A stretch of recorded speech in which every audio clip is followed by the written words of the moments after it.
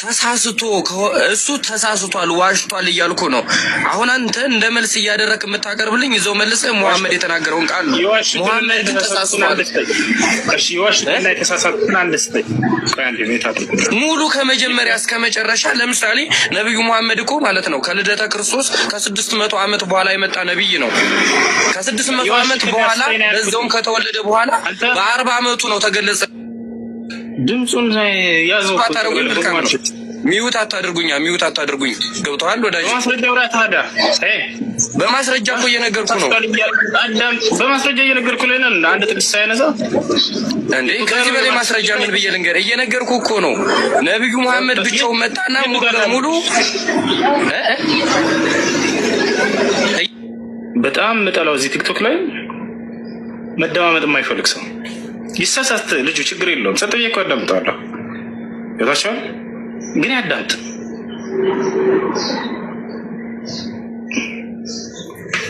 ይኸውላችሁ ቃል እንደሚያት አድርጊ ተሳስተዋል እያልኩ ነው አለ። በሙሉ ድፍረት የቱ ጋር ነው የተሳሳቱት? አንድ ጥቅስ አያረሳም። የቱ ጋር ነው የተሳሳቱት እለዋለሁ። ከ600 ዓመት በኋላ ነው ነብይ የሆነ የመጡት አለ። ምን አገናኘው ልጄ? ምን አገናኘው? እዚህ ቦታ ላይ ነብያቶች ያላስተማሩትን ትምህርት አስተምረዋል። ተሳስተዋል ብለህ ሄድ፣ ችግር የለውም። ይወጣል አይደል? የነብያቶች የመጀመሪያ አስተምህሮ ትእዛዝ ምንድነው ከተባለ አንድና ብቸኛ የሆነውን አምላክ አምልኮ የሚል ነው። ይሄን ትምህርት ነብዩ ሰለላሁ ዐለይሂ ወሰለም ይዘው መጥተዋል ወይ? አዎ በደንብ ይዘው መጥተዋል። የቀደሙት ነብያቶችን በዚህ መንገድ ላይ ይዘው እንደመጡ ማስረጃ ከፍቼ ላሳይን ስል ነው ያስቆመኝ። ከኖህ ጀምርላችሁ እስከ ነብዩ መሐመድ ሰለላሁ ዐለይሂ ወሰለም ድረስ አንድ አይነት ወጥ የሆነ ትምህርት ላሳያችሁ ነው። የትእዛዛት ሁሉ ፊተኛና መጀመሪያ የተባለውን በነብያት አንደበት ያ ምንድነው? አንድና ብቸኛ የሆነውን አምላክ ማመንና እርሱን ማምለክ፣ በእርሱ ላይ ቅንጣት ባዕድ አምልኮ አለማድረግ። ይሄንን ነብዩ መሐመድ ሰለላሁ ዐለይሂ ወሰለም ከኖህ ጀምሮ እስከ እርሳቸው ድረስ ክርስቶስን ጨምር ሳይቀር እነ ሙሴ እና አብርሃም ሁሉ እንደሰበኩት ላሳያችሁ ነበር። አያሽ እንመልከት ወይንስ ጥያቄያችሁን ላስተናግዳችሁ? ይሄን አሳየኝ የሚል ክርስቲያን ካለ ላሳየው። ራስ አይሽ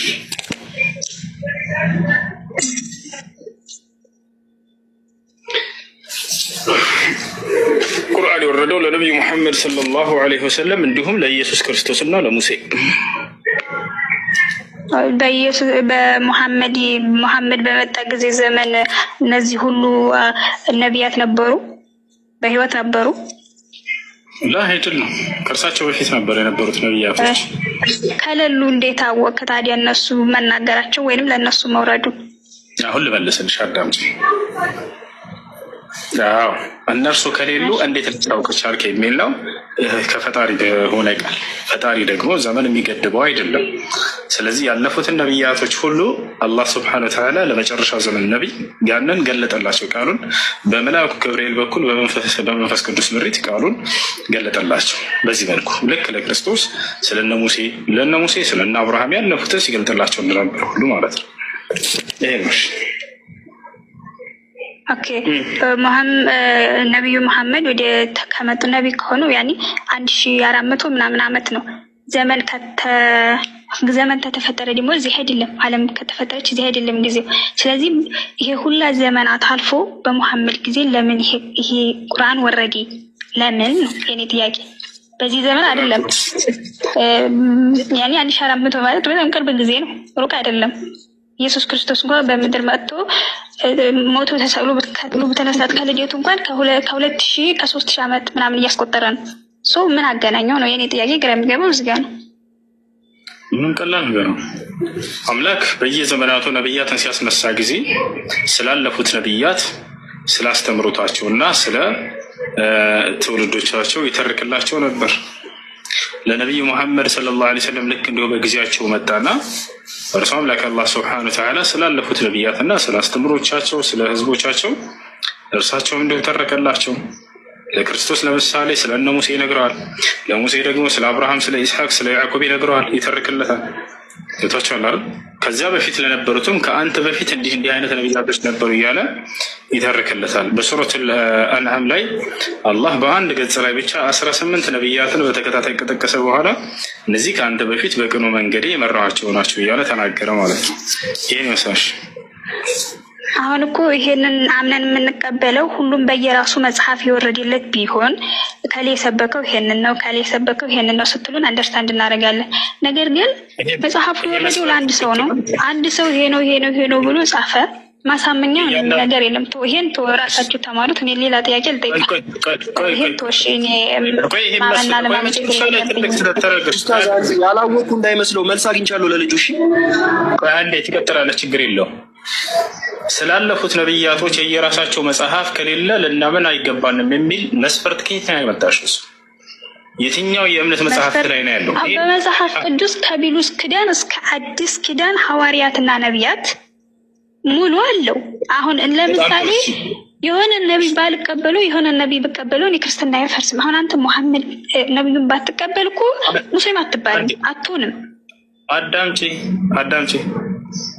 ኦኬ፣ ስለ ኖህ እንዴት አመንሽ? ኖህ የሚባል ሰው ነበር?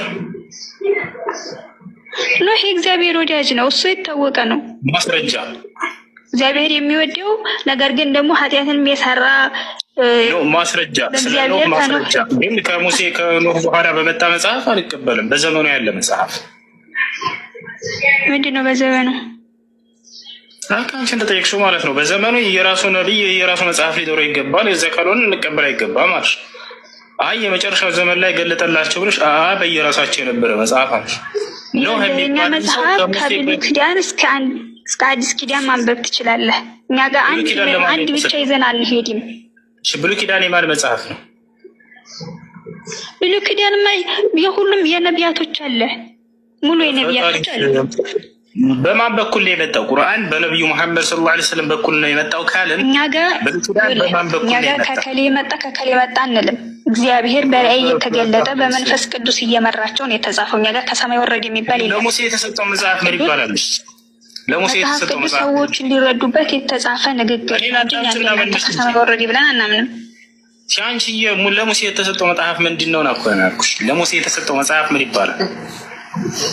ሙሴ መጽሐፍ ቅዱስ እኮ የኛ አንድ ነው፣ ግን ሁሉም አክትሞ የተጻፈው አንድ መጽሐፍ ላይ ነው። ኮሜንት ላይ ጀግና እያለች ጀግና የምትላለች ከላይ ያለ ሚውቶን አንሳ። ከአንቺ አልገባሽ ነው እንዴ? ሚውቶን አንሳ ጀግና እያልከት ገባህ አይደለም? አሁን ይሄን ጥያቄ ቆይቻለሁ። ሌላ ጥያቄ እኔ ላስረዳት። ጉሹ ሰላም ሙሱ ጀግና ያልክበትን ልናወራ ነው። ከአንድ ጊዜ ለሙሴ የተሰጠው መጽሐፍ ምን ይባላል? ረቡኒ። እሺ ቴንክ ዩ። አይ ለሙሴ የተሰጠው መጽሐፍ ያው እንደናንተ ተውራት ነው። ቆይ እንደናንተ ሳይሆን ጀግና ያልክበት ዘፍጥረት ለሙሴ አንድ ሙሴ የጻፈው መጽሐፍ ምን ይባላል እኮ? ዘጸአት፣ ዘፍጥረት፣ ዘዳግም። በጣም ጥሩ። እነዚህን የጻፈው ሙሴ ጀግና ሌላም የጻፋቸው አሉ። ምን እኔ እስከማውቀው እነዚህን ነው ሙሴ ጽፏቸዋል ብዬ ሌላም የጻፋቸው አሉ። ትልቁ ላይ ነው ጀግና ማስረጃ አውጣ። ትልቁ ማይ ብራዘር ፎሎርሴን አይታል። ካሜራ መክፈት አልችልም እኮ የሙሴ መጽሐፍ ሲጀምር እኮ ላስረዳ እንከፍትና ማስረጃ ስተዚ ዛራ ልከፍት ነው። ሄድስ ምዕራፍና ቁጥር ትክሰምታ። እሺ ምን አሁን ሙሴ ለመጻፉ ነው ማስረጃ ይፈለግኝ ይመለሳለሁ። አየሽ እንትና ሙሴ ለመጻፉ ነው ማስረጃ የፈለግከው? ኦሪጂናል አይን እንደጻፈው ሙሴ ማስረጃ ያላ ነገርኩ እኮ ግዴታ ስሙን መጻፍ አይጠበቅበትም እኮ አልኩ እኮ በሰዓቱ የሚመሩበት መጽሐፍ እኮ ነው። እሺ የትኛው ጥቅስ አንብቤ ነው ሙሴ እንደጻፈው ሙሴ የጻፍኩበት ያለበትን ማስረዳት መረዳት የምችለው? ስለዚህ እንጂ ጀግና እኮ አንተ አሁን እኔ አንተ ጋር ይሄ እንትን ምን ነበር ደብል ስታንዳርድ ብጠይቀኝ የማትመልሰውን ጥያቄ ለምን ትጠይቀኛለህ? ችግር የለም ትጠይቀኛለህ፣ ግን የለም በለንና ጀግና እንበለን። ከዚያ በኋላ ትጠይቀኛለህ እኮ መለስኩልህ። እንደኛ እንደናንተ አይደለም ምናምን እኛ መጽሐፍ ቅዱስ ለአንድ ሰው ወረደ። ለናንተ ሳይሆን መልሱ ሙሴ እንደጻፈው ማስረጃ የነቢያት መጽሐፍ ቅዱስ እኮ አንድ መጽሐፍ አይደለም እኮ። ስንት ነው? አይደለም እንደዛም አይደለም። አንድ መጽሐፍ አይደለም ስንል ምን አለው መሰል ይዘት አለው በውስጡ ብዙ ነገር ይዟል መጽሐፍ ቅዱስ። ለምሳሌ ያህል ታሪክ ይዟል፣ የነቢያትን ታሪክ ይዟል፣ በሰዓቱ የነበሩትን የሐዋርያትን መጽሐፍ ይዟል። እነዚህን ያጠቃልለ ነው። ስለዚህ እንደ ቁርአን አንድ መጽሐፍ አይደለም። አዎ አምላክና ነብያቱን ትግያ ምናምን ሲጋጠሙ ይዟል አይደለ? እሱ ሜታፎሪካል አገላለጽ ነው። እኛ ሊትራሊ አንቀበለው። በልሙ ነው ያየው እንጂ አካል በአካል እንደዚህ ተዋክሷል አንልም። የሹልዳው ሁሉ እንትን እስኪሰባበር ድረስ ሜታፎሪክ አድርጌ ነው የምቀበለው። መጽሐፉም ሜታፎሪክ ከተናገረክ በኋላ ልክ እንዲሁ ደግሞ ሜታፎሪክ ነው። በልሙ ቆዳምተ ልክ እንዲሁ ዳዊት ደግሞ የኦሪዮ ሚስት ወስዶ ሲደፍራት ከዚያ በኋላ እግዚአብሔር የዳዊትን ሚስቶች ለሌላ ሰው አሳልፎ ሲሰጥበትና ሲያስደፍርበት ይህንንም ይዟል አይደል መጽሐፍ ቅዱስ? ናለዝም ምን አልከኝ? እግዚአብሔር የዳዊትን ሚስቶች ወስዶ ለሌላ ወንድ አሳልፎ ሲሰጥበትና ከእነርሱ ጋር ዝሙት ሲያሰራበት ምናምንም ይዟል መጽሐፍ ቅዱስ አይደል? ማስረጃ ወጣ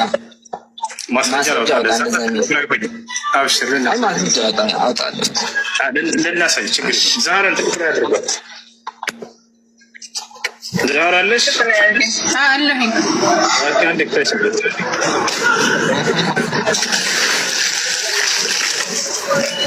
መጽሐፈ ሳሙኤል ቃል ምዕራፍ 12 ቁጥር 11 በዘዌ እንደዚህ ሊትራሊ የተጻፉትን ነገሮች የምትቀበሉ ከሆነ ደብል ስታንዳርድ የምጠይቅ ጥያቄ አለና ትቀበለኛለህ? ችግር የለም አብሽር። አንዴ እግዚአብሔር የዳዊትን ሚስቶች እንዳስደፈራቸው እናሳየህ። እስቲ እንየው። እሺ ለማንኛውም ማስረጃ ካለ ሁለተኛ እሺ መጽሐፈ ሳሙኤል ቃል ምዕራፍ 12 ቁጥር 11 ላይ መጽሐፈ ሳሙኤል አንደኛ ሳሙኤል ለማለት ነው። አንደኛ ሳሙኤል እና ሁለተኛ ሳሙኤል ነው ያለው። እሺ አንድ ጊዜ ወይ ሀሳቡን ነገር ሰርች ላድርግ። በችግር የለም። ሁለተኛ እሺ ሁለተኛ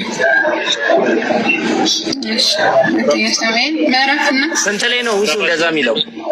ምዕራፍ 12 ቁጥር ምዕራፍ ስንት? ምዕራፍ 12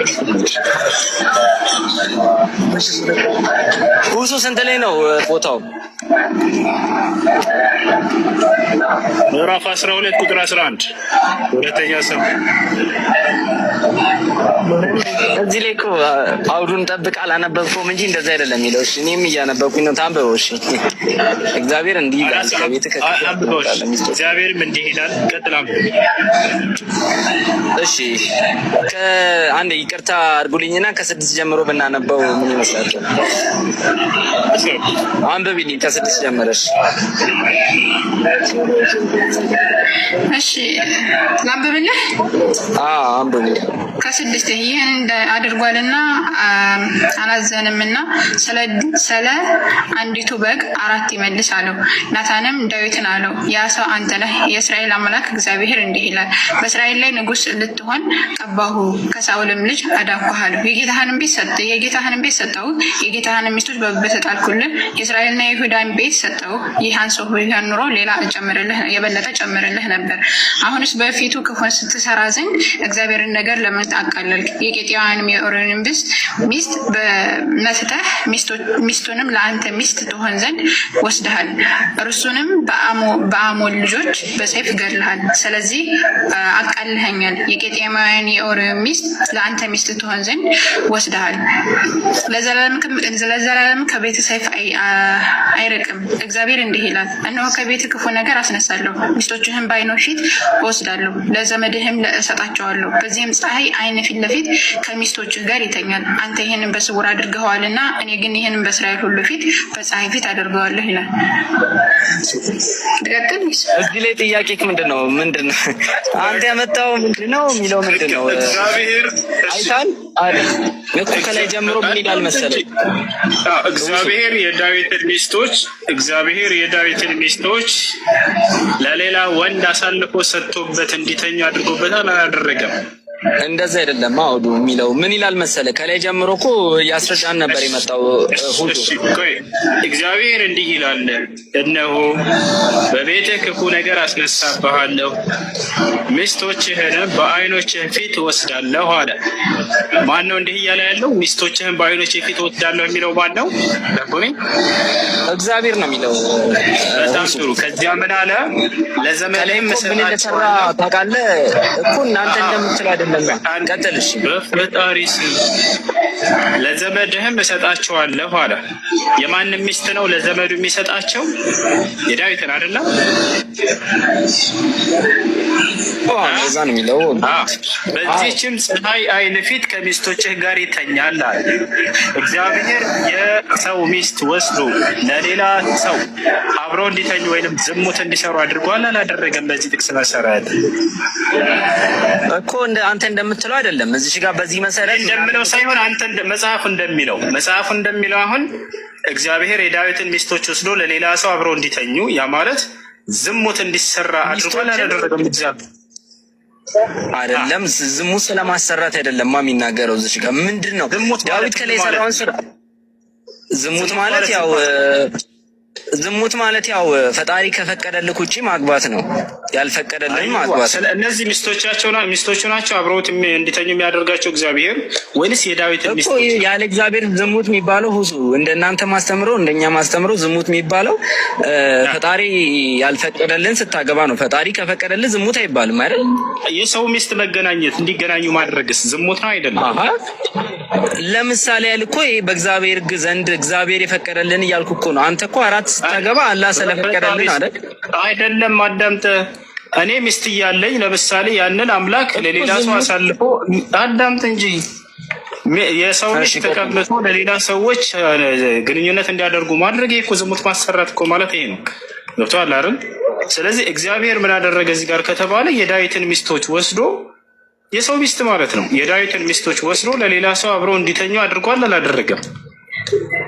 እሺ ቀጥሎ ያለውን ላንብብልህ። እሺ እንደዛ አይደለም ፖይንቱ ሁሱ። እኔ ላስረዳ እናነባዋለን። እግዚአብሔር የዳዊትን ሚስቶች ወስዶ እንደዛ አላረገማ ሁሱ። እንደዛ አይደለም ብናነበው ምን ችግር አለ? እሺ እንደዚህ ይላል። ከዛም እግዚአብሔር እንደዚህ ይላል፣ እነሆ ከቤትም ክፉ ነገር አስነሳለሁ፣ ሚስቶችን በዓይንህ ፊት እወስዳለሁ። ከላይ ዳዊት ያደረገው ነገር ስላለ ማለት ነው። ለዘመዶቹም እሰጣቸዋለሁ፣ በዚህም ፀሐይ ዓይን ፊት ሚስቶች ጋር ይተኛሉ። አንተ ይህን በስውር አድርገዋል፣ እኔ ግን አይታል። ዳዊት በምንድን ነው ያደረገው? በስውር እግዚአብሔር አያየኝም ብሎ በስውር ነው ያደረገው። ምንድን ነው ያደረገው? ሚስቶችን ማለት ነው እኮ እያስረዳው እኮ ነው እሱ በዛው ያስረዳል። ምንም ያስረዳው ነገር የለም። አይተሃል አልከኝ። ይሄ ነው የምታስረዳው? ይሄው እንደዚህ ይላል ከስር እግዚአብሔር ራሱ የተናገረዋል። አንተ ይህን በስውር አድርገሃል፣ እኔ ግን ይህን በእስራኤል ሁሉ ፊት በፀሐይ ፊት አደርገዋለሁ። ዳዊትም ናታንን እግዚአብሔር በድያለሁ አለው። ናታንም ዳዊትን እግዚአብሔር ደግሞ በኃጢአት አርቆሃል አትሞትም አለው። ነገር ግን በዚህም ለእግዚአብሔር ጠላቶችም ታላቅ የስድብ ምክንያት አደርጋለሁ። ስለዚህ ደግሞ የተወለደው ልጅም ፈጽሞ ይሞታል አለ። በቃ ዳዊት ላይ ይሄን እየፈረደበት ነው እግዚአብሔር እሱ ለሰራው ኃጢአት ማለት ነው እንጂ ሌላ ነገር የለውም። ስለዚህ እግዚአብሔር ፍርድ ነው። በጣም ጥሩ። አሁን አመንሽ የእግዚአብሔር ፍርድ ነው። ምንድነው? ታዲያ እግዚአብሔር ምን አደረገ? የዳዊትን ሚስቶች ወስዶ ሚስቱ ላልሆኑ ለሌላ ሰው አሳልፎ ሰጥቶበት ከእነርሱ ጋር እንዲተኛ አድርጎበታል አይደል? እግዚአብሔር ከጅምሩም እኮ ሚስቶቹ አይደሉም እኮ የዳዊት እኮ እነዛ ዳዊት ዝሙት ሰርቷል እኮ እዛው ቦታው ላይ ተናገረ። ሚስቶችህን ይላል። ለምን መጽሐፍን ትክዳለህ? ያው ሚስቶችህን የዳዊትን ሚስቶች ነው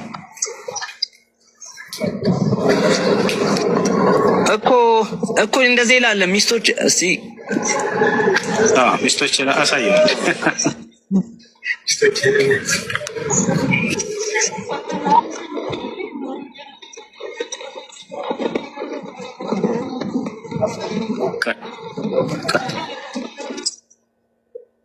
ነው ያላመኑ ናቸው። ያውም አንድ ማስረጃ ክፈች። ትልቁ ላይ ነሽ። ወረደ ወላሂ በራስ ጊዜ ወርዳለች። ሚስቶችህን አይልም ማለት ያው ሚስቶችህን ይላል። እንዴት ነው አምላክ ዝሙት የሚያሰራው?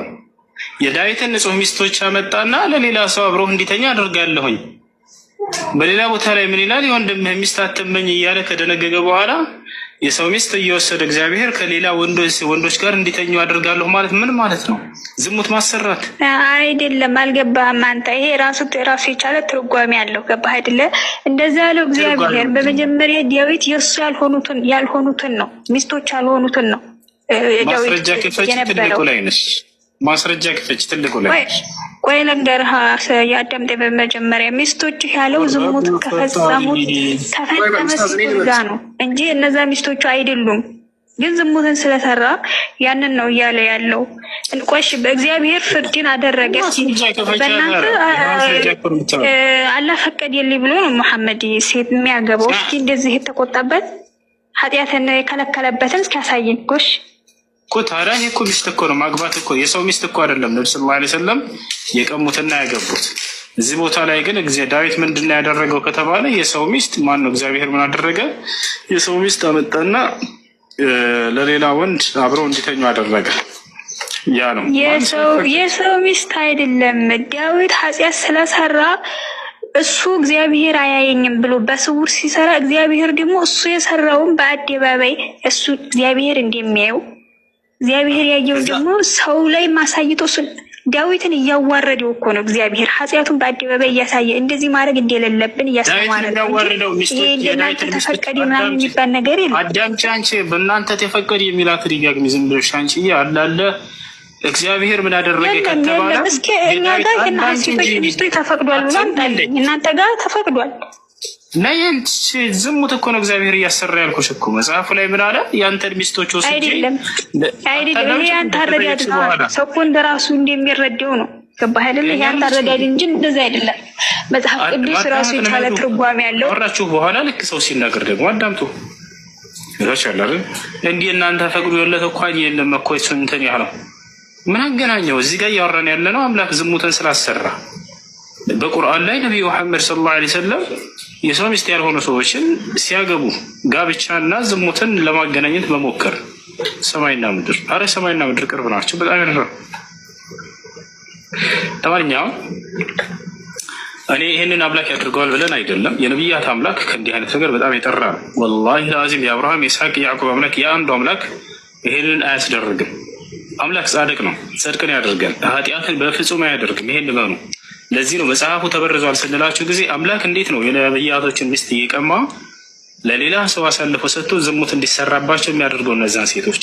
ይሄ ሴትንስ መበደል አይሆንም? መጨቆን አይሆንም? ሴት ልጅን ዳዊት ወንዱ ዳዊት ስላጠፋ ተብሎ የኦሪዮን ሚስት ተገናኝቷል ተብሎ የእርሱ ንጹህ ሚስቶች ምንም ጥፋቱ ላይ የሌለበት እነዛን ሴቶች አምጥቶ ለሌላ ወንድ አሳልፎ መስጠትና ያ የስሜቱ ማርካ እንዲያደርጋቸው ዘንድ አምላክ አሳልፎ ሴቶችን መስጠት በሴቶች ክብር ላይ መረማመድ አይሆንም? ሴቶችን መጨቆን አይሆንም? ወላሂ ላዚም ነው። ጌታቸው ይሄ ነው። ነገር ግን ይሄንን አምላክም ሆነ ነቢዩ ዳዊት አላደረጉትም።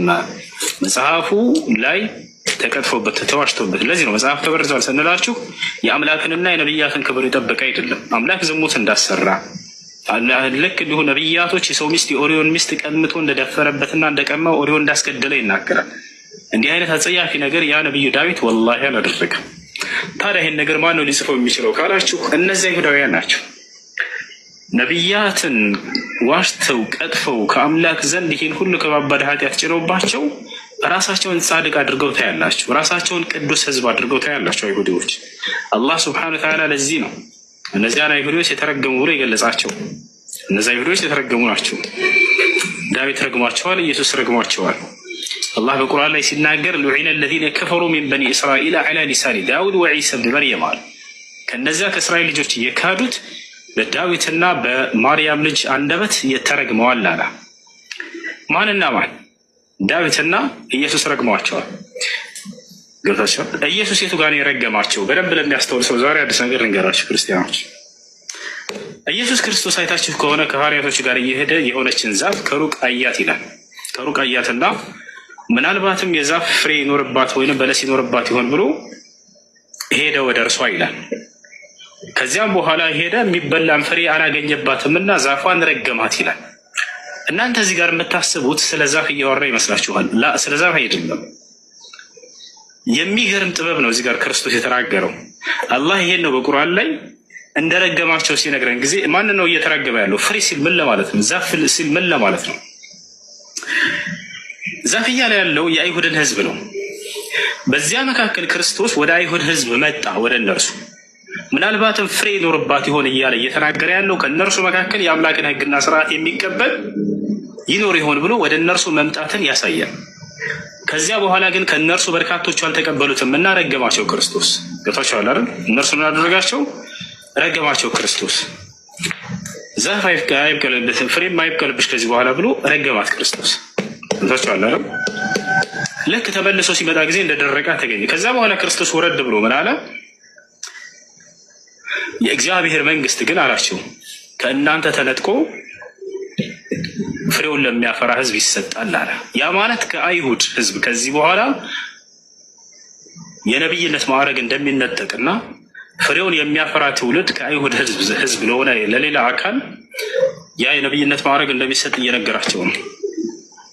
ታዲያ አላህ ስብሐነሁ ወተዓላ በቁርአን ላይ ሙሐመድ ሆይ አንተንና ተከታዮችህን በክርስቶስ አንደበት ፍሬያማ የሚሆን ዛፍ ብዬ ገልጫቸዋለሁ ብሎ ይናገራል። የቱ ጋር ከተባለ ሱረት الفتح لي محمد رسول الله والذين معه أشداء على الكفار رحماء بينهم تراهم ركعا سجدا يبتغون فضلا من الله ورضوانه سيماهم في وجوههم من أثر السجود ذلك مثلهم في التوراة ومثلهم في الإنجيل كزرع أخرج شطأه فأزره فاستغلظ فاستوى على سوقه يعجب الزراع ليغيظ بهم الكفار تبارك كريستوس من اندانا أونة لا تشوالون يعلاشو إنه ينزع منكم ملكوت الله ويعطى لأمة تعمل أثماره إلى المزاق ቅዱስ ላይ ማቴዎስ ወንጌል ላይ ክርስቶስ ምን አለ?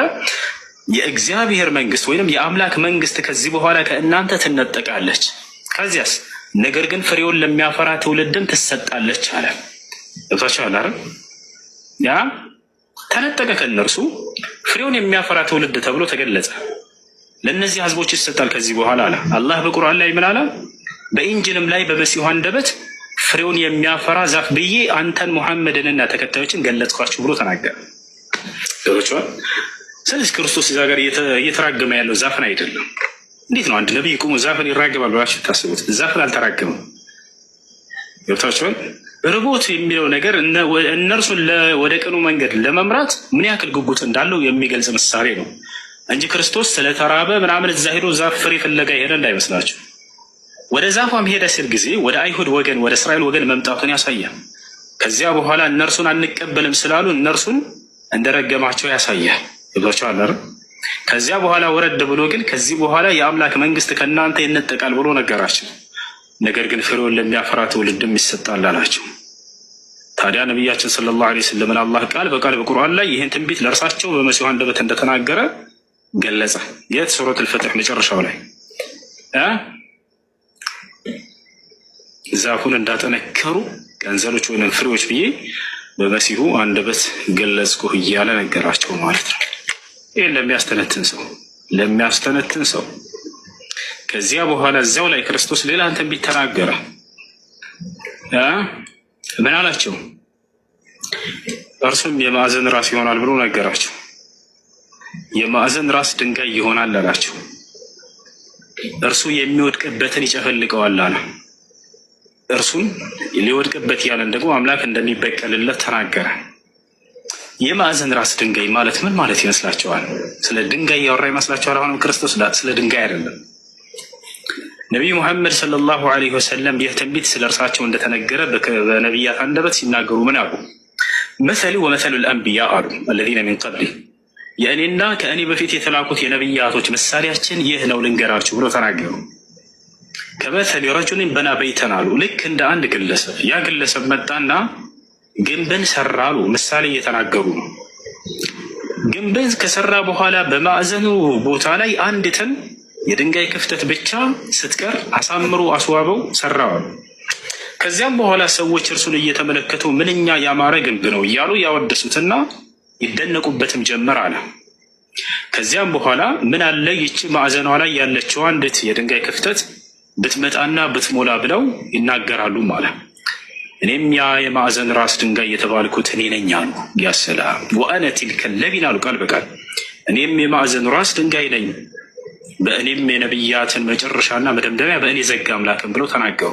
ይዟቸዋል። ክርስቶስ ምን አለ? እርሱ ግን የማዕዘን ራስ ድንጋይ ይባላል ተብሎ ይጠራል ብሎ እንደገለጸላቸው ማለት ነው። ለማንኛውም ይሄን ይመስላል። ዛህራ ካለሽ መቀጠል ትችላለሽ። እዚህ አዛሪ ነው። አይ